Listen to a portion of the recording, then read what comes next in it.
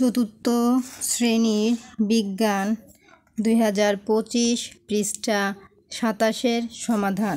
তো প্রথমে সমাধান করব শূন্য স্থান পূরণ করো 1। তারপরে দ্বিতীয় নম্বরে সমাধান করব 2 নম্বরে সঠিক উত্তরে টিক চিহ্ন দাও। তারপরে 3 নম্বরে সংক্ষিপ্ত প্রশ্নের সমাধান করব এবং তারপরে করব 4 নম্বরে আছে বর্ণনামূলক প্রশ্নের সমাধান। তারপরে করব 5 নম্বরে বাম পাশের বাক্যাংশের সাথে ডান পাশের বাক্যাংশের মিল করো। তো তৃতীয় অধ্যায়ের বিজ্ঞান সমাধান 1 নম্বরে আছে শূন্য স্থান পূরণ করো। 1 ড্যাশ হচ্ছে পৃথিবীর উপরিভাগের নরম আবরণ। তো সঠিক উত্তর মাটি, ময়াকার ট্রয়রস্যি মাটি। মাটি হচ্ছে পৃথিবীর উপরিভাগের নরম আবরণ। তারপরে 2 নম্বরে আছে মাটিতে ক্ষতিকর পদার্থ ফেললে মাটি ড্যাশ হয়। সঠিক উত্তর হবে দয় দীর্ঘ পেট কেমন শয়রস্যি দূষিত। মাটিতে ক্ষতিকর পদার্থ ফেললে মাটি দূষিত হয়। তারপরে 3 নম্বরে আছে কম্পোস্ট একটি ড্যাশ সার। কম্পোস্ট একটি জৈব সার। বর্গের জৈকার জৈব সার। কম্পোস্ট একটি জৈব সার। তারপরে কি আছে তারপরে আছে 2 নম্বর সঠিক উত্তরে টিক চিহ্ন দাও। মাটি দূষণের কারণ কি? ক যেখানে সেখানে আবর্জনা ফেলা। 2 আবর্জনা কুড়ানো। গ কম্পোস্ট ব্যবহার করা। ঘ রিসাইকেল করা। তো সঠিক উত্তর ক যেখানে সেখানে আবর্জনা ফেলা। তারপরে 2 নম্বরে আছে কিভাবে মাটির উর্বরতা বজায় রাখা যায়। তো মাটির উর্বরতা কিভাবে বজায় রাখা যায়? ক জমিতে একই ফসল চাষ। খ ফসল আবর্তন। গ জমিতে পানি দেওয়া। ঘ কীটনাশক ছিটানো। তো সঠিক উত্তর হবে খ ফসল আবর্তন। তারপরে আছে 3 নম্বর সংক্ষিপ্ত উত্তর প্রশ্ন, মানে সংক্ষিপ্ত প্রশ্নের উত্তর। এগুলো এক কথায় কি 2 কথায় উত্তর।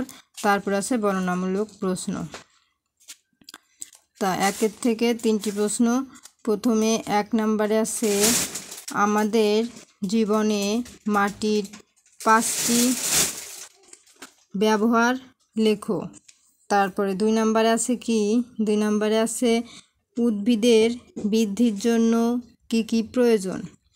3 নম্বরে আছে মাটির উর্বরতা বজায় রাখার উপায় কি। তো আমরা প্রথমে 1 নম্বরের উত্তর দেখব আমাদের জীবনে মাটির 5টি ব্যবহার। তো আমরা এই যে উত্তর দেখি আমাদের জীবনে মাটির 5টি ব্যবহার হলো 1 বিভিন্ন ধরনের ফসল উৎপাদন। 2 ঘরবাড়ি তৈরিতে।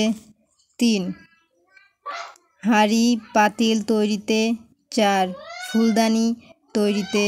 5 ময়লা আবর্জনা গর্ত করে ঢেকে দিতে। এই যে ময়লা আবর্জনা গর্ত করে ঢেকে দিতে। তো এই ছিল আমাদের ক নম্বরের উত্তর। 1 নম্বর উত্তর। এখন 2 নম্বরে আছে কি উদ্ভিদের বৃদ্ধির জন্য কি কি প্রয়োজন। তো উত্তরগুলো আমরা দেখি। এই যে কি কি প্রয়োজন। উত্তর উদ্ভিদের বৃদ্ধির জন্য বায়ু, পানি, সূর্যের আলো ও পুষ্টি উপাদান প্রয়োজন।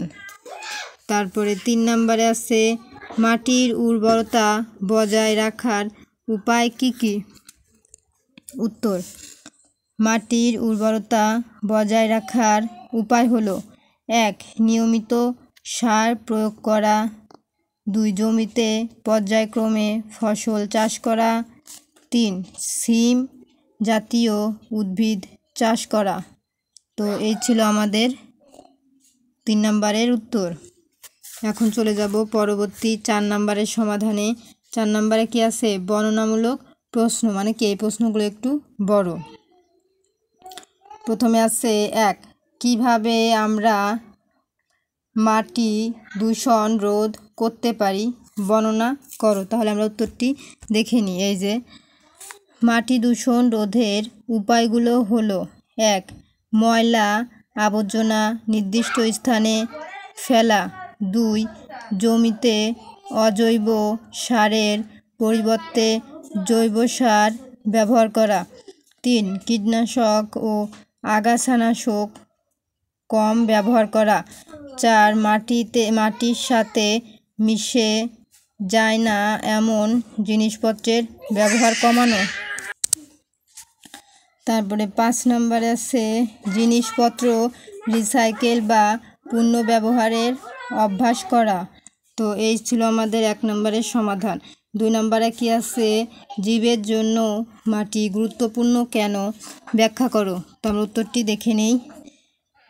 এই যে উত্তর, মাটি অধিকাংশ জীবের আবাসস্থল। জীবের বেঁচে থাকার জন্য খাদ্য প্রয়োজন।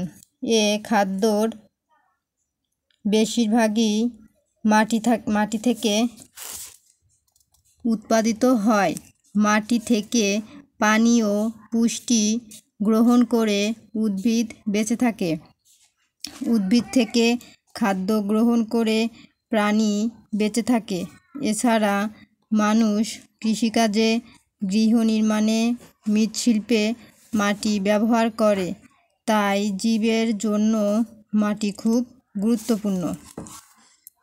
তো 2 নম্বরের সমাধান কমপ্লিট। এখন আছে 3 নম্বরে, মাটি কিভাবে সংরক্ষণ করা যায়।